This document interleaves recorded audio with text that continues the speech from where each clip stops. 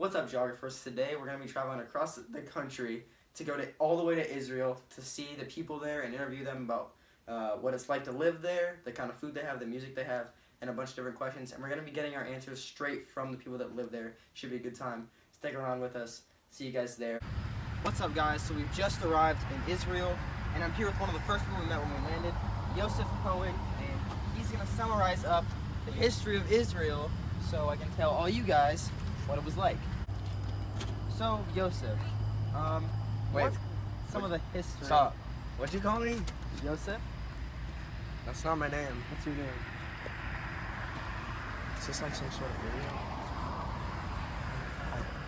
I told you I was going to pay you. How much money do you have? Like 25 cents.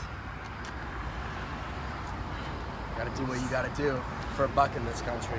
So, Yosef, can you just tell me a little bit about the beginnings of Israel and just summarize the country in itself?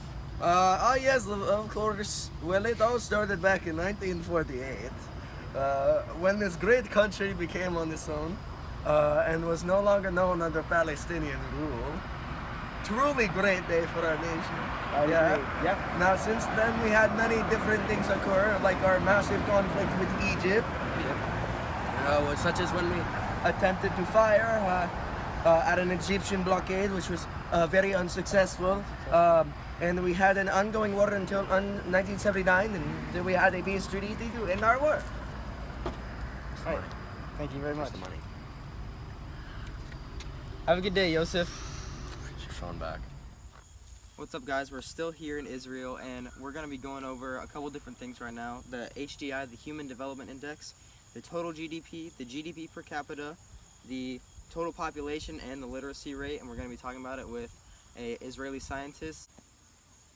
Alright, so here we are with an Israeli scientist, like I said before, and we're going to talk about things like the HDI, GDP total, stuff like that. So, can you tell us what those numbers are? The GDP is 318.4 billion US dollars, and the per capita GDP is 37,921 US dollars. Israel has a total population of 8,351,000 and a literacy rate of 97.8%. And you guys rank 19th in HDI, right, with like a .899? 0.899. You are correct.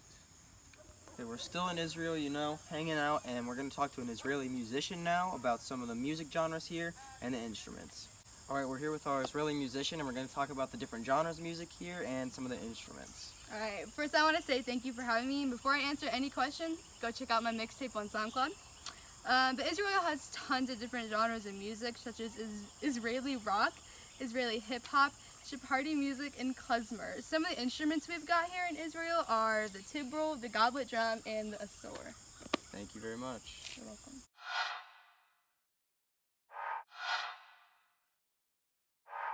Alright, so now that we've been here for a little while, I figure it's time to talk about some of the cuisine we've had. So some of the food they have here is falafel, which is basically just like a fried dough, but what's made with like chickpeas or fava beans or both. And we've also had some soup with matzo balls, which is just soup, and then the matzo ball is made from matzo meal, egg, and water, and also some fat. And here in Israel, they have a lot of different food customs. So one of the things is because every Saturday is the Sabbath, that Friday evening before, they make an egg bread meal called challah, and they eat it all as a family. Alright, they also make the same meal for Jewish New Year, but they bake the challah in a circle to signify the circle of life. So, one of the next things we're going to learn about as I drive through these Israeli streets is the languages here. So, the main languages they speak are Hebrew and Arabic, but we found that a lot of people actually, the younger people here in Israel, don't really know Hebrew. So we kind of just talked about Arabic and how they speak there, and we learned some words. We also found that 18% of the population speaks Arabic. And some words we learned while we were on our trip was how to say hello. They say marhaban. You say how are you would be kaif halik. And to say goodbye, you say wadayin. So as we'd say there, wadayin. Alright, so for this next part of the video, we're going to be talking about both the ethnicities here and nationalities, and also the religion. So the ethnicities here in Israel, are Jewish and Arabic, and then the main nationality here is Israeli, because that's like the main percentage of people that live here. And then the main religions here is Judaism, and 75% of people in Israel believe in or are Jews. And then some of the basic beliefs is that there is a God, there's only one God, God's eternal, and that God will come back again. Alright, so for this next part, we're going to talk about the environment of Israel and how the culture is kind of shaped by the environment. So we've been here for a little while, so we've noticed how the environment has changed the culture in many different ways. So Israel's really small. It doesn't have a lot of natural resources. So because there's so many people, like 8,315,000, however many, in this tiny area, and there's not that many natural resources, then it causes for a lot of different things to happen where there'll be a really big problem. So something like water shortages could come up because there's such little natural resources and there's so many people that it can just collapse. Alright, so now here in Israel we're going to be talking about some of the top tourist destinations. So we've been here a while, so we've seen them all, we've gone through. And one of the top tourist destinations here in Israel is Jerusalem. And Jerusalem is popular because of its presence in the Bible mainly. So a lot of people come that are, they believe in Judaism or Christianity, and they come because of the strong presence of Jerusalem in the Holy Bible. Alright, so we're headed now to our next two tourist locations. The first one's Tel Aviv, and that's where we're headed first. And then it's known as the White City because it's many white buildings, and a lot of people come there, especially for its museums and its wild nightlife. And another place that we're going to go to after that is called, it's the Dead Sea, it's right in Israel, and it has many resorts off of it, and a lot of people go there. It's a very popular tourist spot. What's up, geographers? So now we're going to be talking about some of the current events here in Israel. So one of the things we saw over here just the other day was we heard about a killing in West Bank. A Palestinian man killed 3 Israelis and then was fatally shot himself. And there's been a lot of conflict between the Palestinians and the Israelis for a very long time now. And some of the main roots are Jewish immigration. That's where a lot of that comes into play.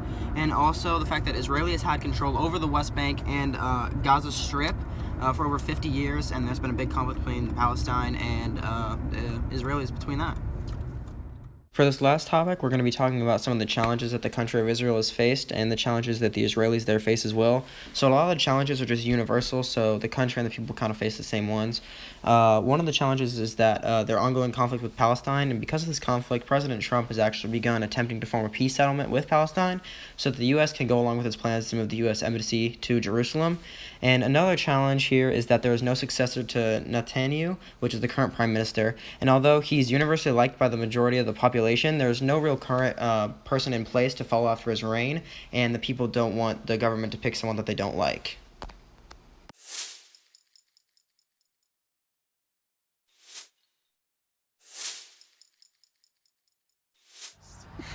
Have a good day.